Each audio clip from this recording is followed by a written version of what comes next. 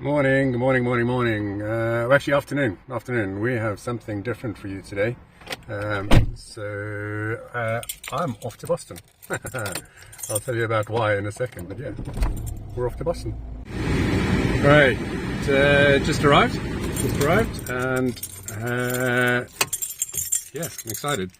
So the deal with this is I booked this trip through a previous project, and the flights are on my name. So I have a trip to Boston, so I can work from wherever I want to in the world, as long as I've got an internet connection and the time zone isn't too crazy. But yeah, so for the next 6 days, I'm going to go base myself in Boston. I'm going to go have a look at where they threw the tea in the harbour, and what other cool ships and boats and stuff there is to do in Boston. I haven't been there for, 15 years. The last time I was there, I saw and ate some really sort of cool things. So I think one of the things I'm looking forward to the most is the Union Oyster House. I think it's across from the Holocaust Memorial. Yeah, the clam chowder and the lobster there was pretty awesome. So I'm quite keen to go and see if that's still there. I imagine it is. It's America's oldest restaurant, apparently. So we'll go check it out. All right, I've just parked up and waiting for my Uber. All right, Heathrow, here we are. Just dropped off by the Uber, and need to go check in. I've checked in already. Just need to go and find out where the bag drop is. But yeah, quite excited actually. So here's a top tip for you. This is typically what I do when I fly internationally, I fly anywhere really, I drive to the outskirts of whichever city I'm flying from, find somewhere free on the street that I can park my car, and then get an Uber from there. Saves having to try and get the train, having to try and get taxis or whatever it is, especially if you're flying from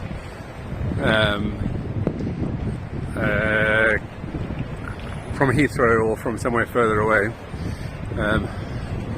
It makes life a lot easier.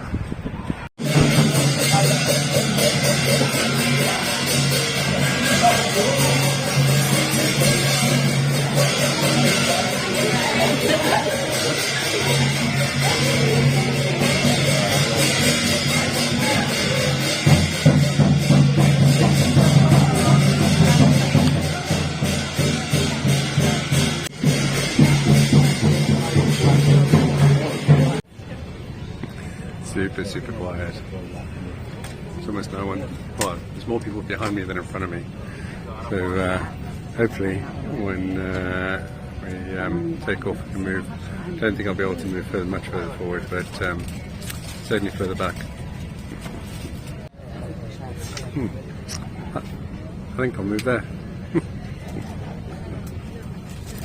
Oxygen mask strap, keep your seatbelt on and pull the tab or the mask down to turn on the oxygen. The mask might not inflate, but oxygen will be flowing. Put the mask over your mouth and nose and adjust the straps around your head to make sure it fits. Fit your mask first before helping anyone else prepare. This is on the flight. Please take a look at your safety card.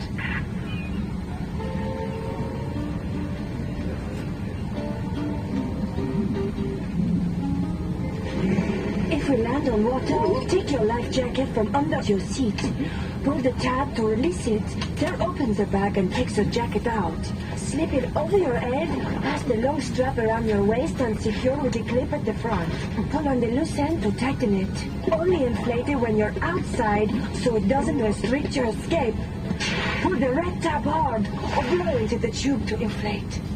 There's a light to attract attention. Cabin crew will hand out small life jackets for children.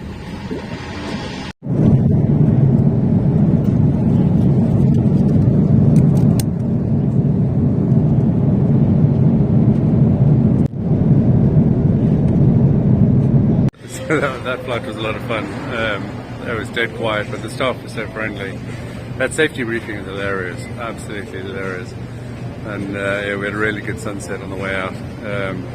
Yeah, look forward to getting around Boston. I've done some good reading on the various major events, and I booked a table tomorrow at the Union Oyster House. It's America's oldest restaurant.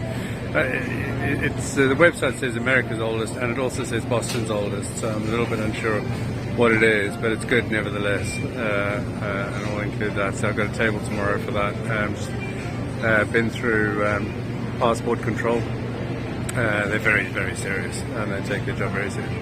Funny, the border control, they have a lot of fun with each other. They sort of laugh at each other's jokes, but definitely don't laugh at the public's jokes, that's for sure. But yeah, so I'm just waiting now for my ride, and then off to the hotel. It's currently 1 o'clock in the morning for me. It's only like 8 p.m. here, but yeah, I'm starting to feel it. But yeah, tomorrow's going to be a good day. Have a look around, throw some tea in the harbour, and then we'll finish the day with seafood, clam chowder and lobster at the Union Oyster House. So, Saturday morning in Boston at the hotel. It looked like I'm going skiing. I wouldn't mind going skiing actually, but yeah, we're at the hotel, and I got a bit of a later start than I was expecting. But we're off to the Boston Tea Party Museum today, and so that'll be fun. A few hundred years worth of history, where it all kicked off apparently, and then after that we'll have a look around Boston. And then we've got dinner reservations later on.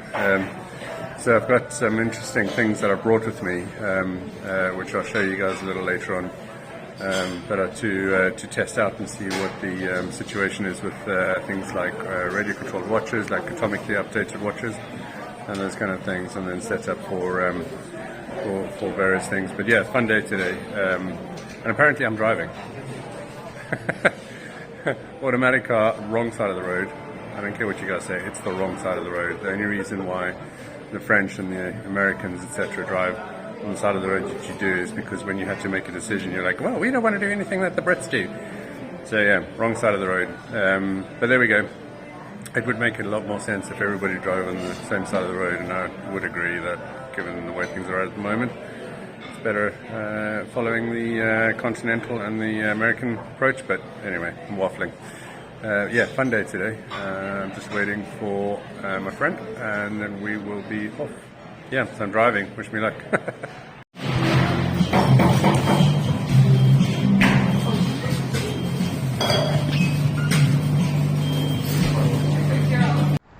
It's always weird videoing in public, right?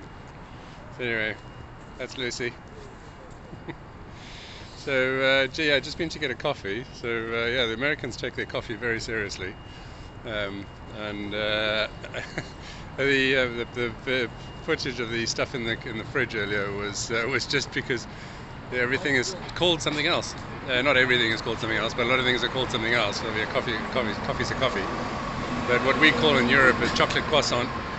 Is sorry, not a chocolate croissant. What we call in Europe a pain au chocolat, because that's the French word for it, is called a chocolate croissant in the US. It makes more sense, but yeah. And what we call a sausage muffin is a sausage and egg sandwich here. So yeah, so we're off to the Starbucks up, off to the Boston Tea Party Museum, and turns out that the whole events around the Boston Tea Party was the reason why America is so crazy about coffee. I was about to say obsessed, but I think it's not quite at that level. But yeah, crazy about coffee, because when the British overreached slightly, then the Americans thought, well, we won't drink so much tea anymore, we'll switch to coffee, and that's it. That's where it started.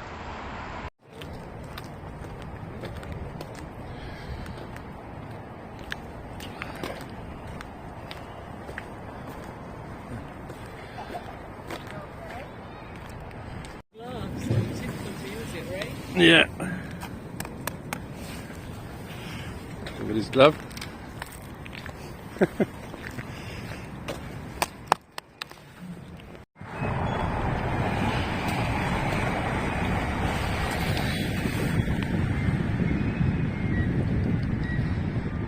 So apparently there were 4 ships involved. I think 4 ships involved, and one of them actually ran aground. and so they actually lifted all the cargo and sold it elsewhere. But then about a month later, the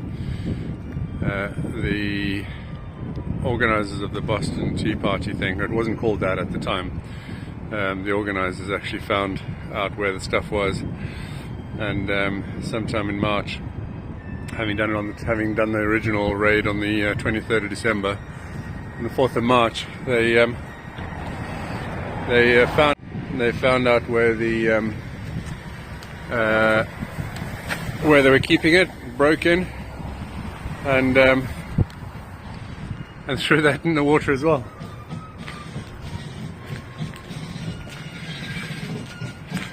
So who's this? Samuel Adams, is it? So Samuel Adams apparently said, no, don't go throw the tea in the water. And then when it turned out to be a successful thing, typical politician, he said, yeah, absolutely, it was a piece, it was a process, it was all orchestrated, all planned, it was absolutely went as intended, having originally said, no, don't do it. Oh, there we go, Samuel Adams, 1722 to 1803, father of the revolution. So, yeah. Samuel Adams, that's what the fellow looked like. Yeah. Said, don't do it, and then took the credit for it. A rousing speech from Samuel Adams, and we're all being coerced into dumping the tea into the harbour. This is going to be fun. Darlings, do watch your step as you board. We don't want any slips, trips, or falls without treatment. Right this way, friends. Please use the handrails. Yes. Please use the handrails when boarding the ship. We don't want any slips, trips, or falls. They were very cautious in 1773. Yes, of course. If you have come to destroy the king's tea, say aye! Aye! If you have come to cast off this yoke of parliamentary tyranny, say aye! Aye! And if you have come to be captured and arrested for this treason, say aye! Aye! No! Why was that one the most excited? So everyone else is throwing tea over the side there. But I came prepared. I've brought my own tea. Done my bit for the revolution.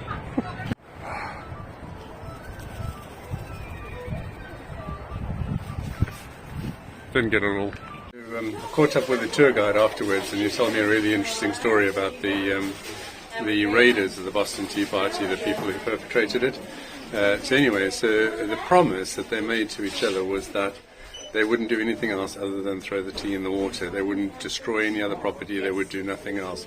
The interesting thing was that they discovered that some of the tea was behind in a vault, in a locked room, and they had to break the lock in order to get into it. And so the next day they threw all the tea in the water, $1.7 million worth of tea in today's money. But yeah, the next day they replaced the lock.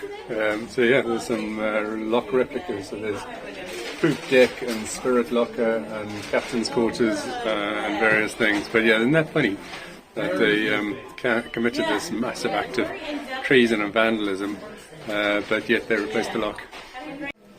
I think I need to get one of those for my boat. What do you think? Yeah. So certainly Boston's oldest, but apparently America's oldest restaurant as well. Absolutely awesome place. If you look at it from the outside, it doesn't look anything particularly exciting, but yeah, all that history. 250 years old, apparently JFK's favourite seafood restaurant.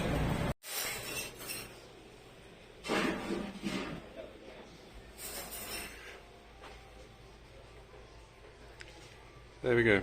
America's oldest restaurant since 1826. This place is so cool.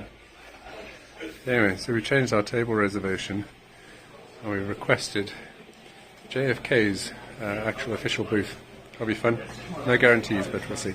Of course, no trip to Boston would be complete without a visit to the Quincy Market. So Boston is a city that's famous for firsts, and so the Quincy Market is apparently Boston's oldest market, and it's one of the first markets in the US, if not the first market. So this particular building was consecrated in 1826. So 3 years' time it'll be 200 years old. That's very cool. Yeah, come see it. It's really good.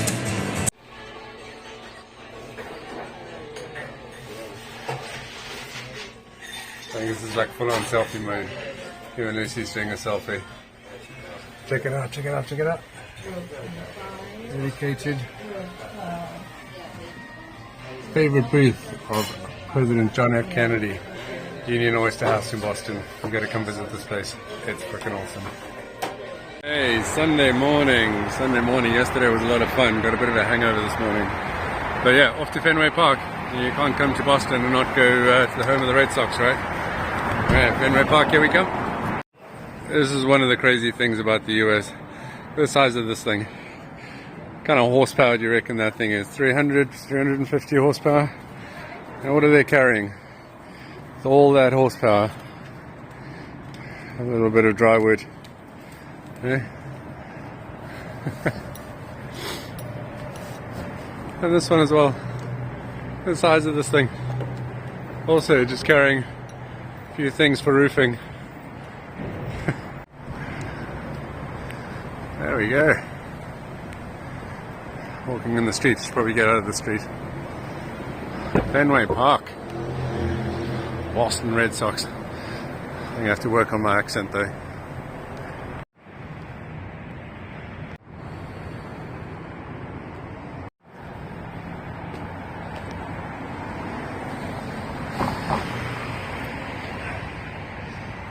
I had dreams of playing baseball when I was a kid.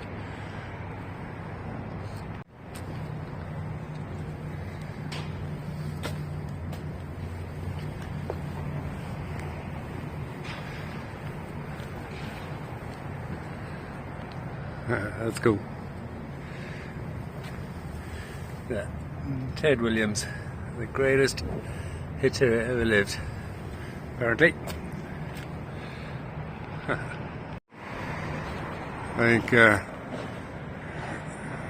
judging by old what's his name, Ted Williams, who's coming to the end of his career by the looks of the statue. Right. So if you come on a tour of Fenway Park, you can't take your backpack. So that's a note to remember. Don't bring your backpack. It's a bit silly if you're in the city for touristy reasons. You've always got a backpack, right? So apparently there's a shop, a store about a minute's walk away that will hold bags, but the car's about a minute walk anyway. And there's free parking outside on a Sunday outside Fenway Park. So yeah, don't bring your backpack.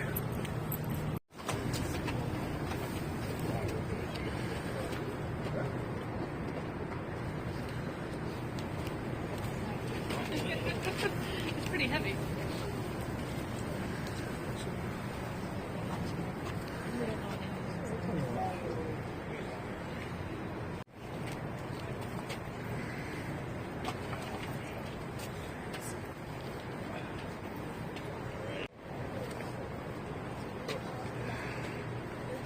So it's a bit difficult to see from here, but I don't actually know where the diamond is. So I guess sort of over in that corner. Yeah. I'm guessing. Yeah, don't know. It'll become clearer. It's not obvious to see from here. Even in the back there, and as we're making our way through the photo, for those of you who are looking at the ballpark the first time, and does this ballpark? So apparently, Fenway Park is significantly smaller than your normal Major League Baseball park. The diamond's actually here. If you look over way in the distance over there, there's a red seat. Can't really see it. There we go. Red seat. Just there. And that's the distance. That's the furthest ever home run ever hit by old Ted Williams. Yeah. So Fenway Park is significantly smaller than your normal Major League Baseball field. Gosh, this gives you an idea of what watching baseball was like back in the day. Well, it still is here. So you got to wonder what the plan is for modernizing stadiums like this. And there's so much history here. And down there, we're going to sit there in a sec. Those are the oldest seats in Major League Baseball history. There's the diamond over there. But yeah, the oldest seats. But you got to wonder about the modernization, like they've done with Wembley Stadium in London. They pulled the whole thing down, all that history, rebuilt in brand new state-of-the-art stadium. You got to wonder about that. Really interesting bit of the tour now. So these seats are the only wooden seats in all of baseball, Major League Baseball. So they extend. There's thousands of them all around the field. And so to answer the question about whether it's going to be modernized, apparently Fenway Park has a protection order from the federal government. It's a monument, and so essentially these seats are functional museum pieces. They're made of oak. They've been in place since 1930. It's almost 100 years old, these seats. So there we go. Fenway Park will look like this for a long time to come. Hey. So yeah, so that's Boston. So left Boston now and down in Newport. I'm not going to show a huge amount about Newport, but if I get a chance to head down to some of the marinas and see what's about. I know I think Comanche is based here out of Newport. But yeah, so I might pop down and do a few things here, but. Yeah, Boston was a lot of fun. It's nice to have shown a little bit more about what goes on at Fenway Park and some of the history and stuff. But I think the best thing to do is just go down and see it for yourself, because there's over 100 years worth of history at Fenway Park, and there's so much tradition and pedigree and some fun and humor that it's worth visiting. The Boston Tea Party and the history around that, there's so much there as well, and some of it's pretty funny, and some of it's interesting just from a sheer political, historical point of view, but some of it's actually really funny. And then the Union Oyster House was a lot of fun as well. We didn't actually stay all that long, but yeah, the JFK cocktails were very yummy. Yeah, and so yeah, 3 days in Newport, mainly working, and I'll be working UK hours, so I'll be finishing at sort of 2 o'clock in the afternoon, 3 o'clock in the afternoon, so hopefully I'll be doing some touristy stuff after that. But I don't know, it'll be 4 a.m. starts, but yeah, it's fun just to be in this neck of the woods, get out of Dodge a little bit. But yeah, if you enjoyed that, give us a thumbs up. But if you got anything that you wanted to share, comment stories about your times that you've been in Boston, that'll be cool. That's it from me for this week.